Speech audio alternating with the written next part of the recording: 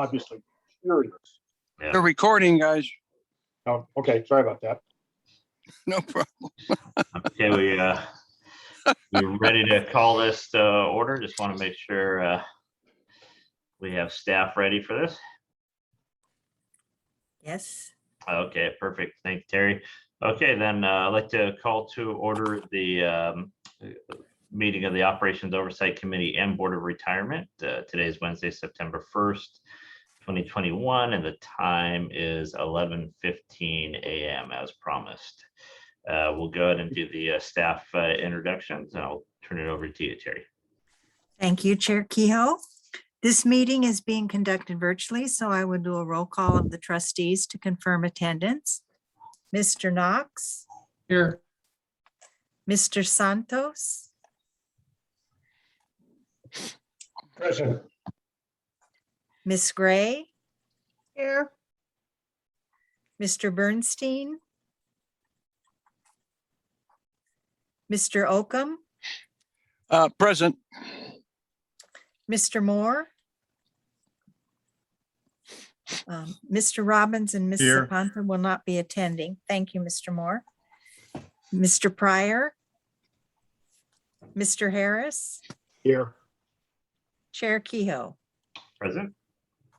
Staff participating in the meeting include CEO Santos Kryman, Deputy CEO Louis Lugo, AEO JJ Popowich, Chief Counsel Stephen Rice, from Systems Kathy Delano, Celso Tempo, Iveta Brecco, CISO Bob Schlotfelt. Trustees, please use the Zoom chat option to be placed in queue. At this time, we ask all meeting participants to mute your mics until you are ready to speak, and we may now proceed with the agenda. Great, thank you. And Ms. Gray will be a voting member of the committee today. So first item is going to be the approval of the minutes of the regular meeting of August 4th, 2021. I'll need a motion. So moved. Moved Second. and seconded by Ms. Gray. Let's go ahead and vote, please. Mr. Santos, Yes. Mr. Oakham, Yes. Ms. Gray, Yes. Chair Kehoe. Aye. The motion passes unanimously. Thank you. We move on to public comment. I've received no request from the public to speak, just confirming from staff. Yes, nothing here.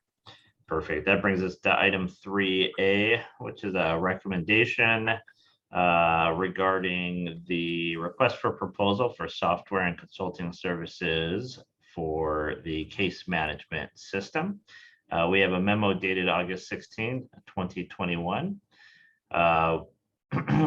I will just comment that I am in support of the staff recommendation, and we've been talking about this going back since Eves Cherry originally created a ad hoc committee to discuss the issue. So quite a few years, and I am very happy to just go ahead and proceed with staff doing that. We all have a memo. We've all had the opportunity to read it, so I'll turn it over to the committee members if there's any questions for staff. I move recommendation. Did you move that? I know you said you're in favor, so I'll move the motion. Okay, I'll I'll second it. second. Okay. Okay. It's moved and seconded. Any questions? Seeing none, let's go ahead and please vote. Mr. Santos, Yes. Mr. Oakham, Yes. Ms. Gray, Yes. Chair Kehoe. Aye. The motion passes unanimously. Thank you very much. That brings us to our reports, our standard operational briefings. Mr. Lugo, do you have any comments from any of the items? Yes, good morning, Chair Kehoe and trustees. Just a few items of note within the memo is one, just some milestones with respect to a couple of the projects. Our mainframe hosting project. I want to again thank the committee and the board for approving our ability to contract with Mainline. The systems teams did a great job transitioning or migrating our data to our vendor out in Phoenix. So I want to thank the team for ensuring that the storage and the retrieval of our data is going smoothly as it relates to migrating to this multi-tenant solution. Also, the systems team has also implemented their first phase, or they're working on their first phase of ServiceNow, which will improve our ability to manage incidents, problems, and requests. So we're really looking forward to engaging with that solution and being able to seek some opportunities for improvement there. And lastly, I just want to recognize JJ Popowich. Over the last year or so, he's been managing both the operations and the administrative side of the house. And with the onboard of our new AEO for administration, Laura, September 13th, I know we're going to get much needed support. And I know there's a level of refocus with member operations, but I want to thank JJ for supporting the managers and respective supervisors within administration during this time of transition. So with that, that's my update. Thank you. JJ, you get a well-deserved vacation now from taking that on. And a special thanks to Mr. Kryman for moving the organization forward and getting the administrative and executive support that was needed there in the shop. So I enjoy what I'm seeing, and this is all good stuff to help the organization move forward. Thank you. Okay, this brings us any questions from the committee on the operations briefings items? Yes, Mr. Keith, if I may. Yep, Mr. Conklin. So, Mr. Lugo, so what's going on with the PEPRA implementation? Could you give us a brief update on that?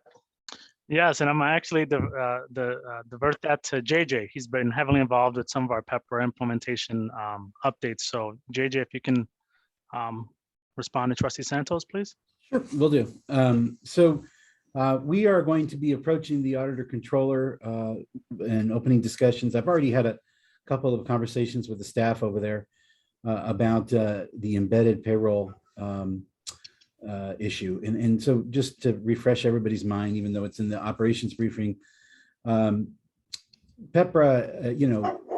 a large number of pay codes that were or are pensionable under the legacy plans are not pensionable under PEPRA. And some of those codes are embedded within code 099, which is a pay code that the county uses, sort of like their base pay code. And so some items within it are non-pensionable for PEPRA. And we've worked with the auditor controller on various methods to try and sort of separate those out so that we can have a accurate understanding of what everybody's pensionable earnings are so that we can calculate their final average compensation. And it hasn't been successful so far.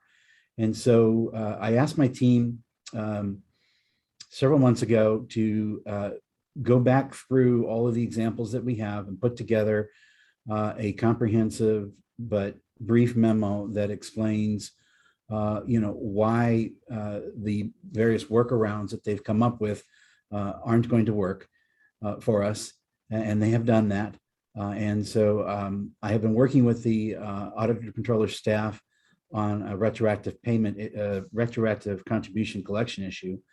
And I've let them know that this month, should be this month that I do it, I will be giving them a memo to open up discussions about fixing that pay code. And essentially what we're going to be asking the auditor controller to do is break up the pay code and just report out to LACERA, pay code by pay code, what a member earns. As I mentioned, what I mean by embedded is the pay codes, when it's reported to us, it's reported to us as 099. There are other systems that the county has where you can go in and see what's in the 0999 code. And so when our staff is getting ready to do a PEPRA estimate or a PEPRA retirement, they have to go into other systems and manually pay period by pay period, separate what's in that 099 code. It's a very, very tedious process. It can take hours. In one case, it took more than a couple of days to do it because an individual had a lot of embedded pay codes. So the hope is that the auditor controller will help us separate that out and report it to us on a pay code by pay code, and then our system can extract what is pensionable and not pensionable. Yeah, I will appreciate expediting this work. I mean, PEPRA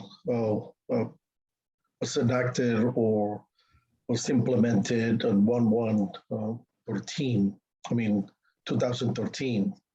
So it's been like 7 years that this law has been in place, and we still haven't been able to get that squared away with the county. Also, I believe that we already have, I think it's either 30 or 40,000 employees who are covered by PEPRA.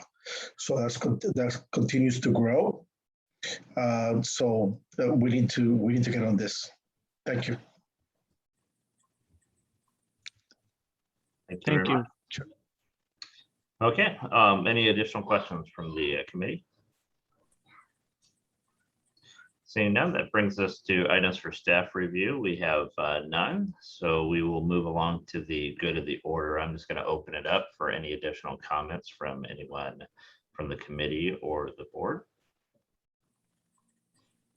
And I hear none, so we'll go ahead and move into executive session.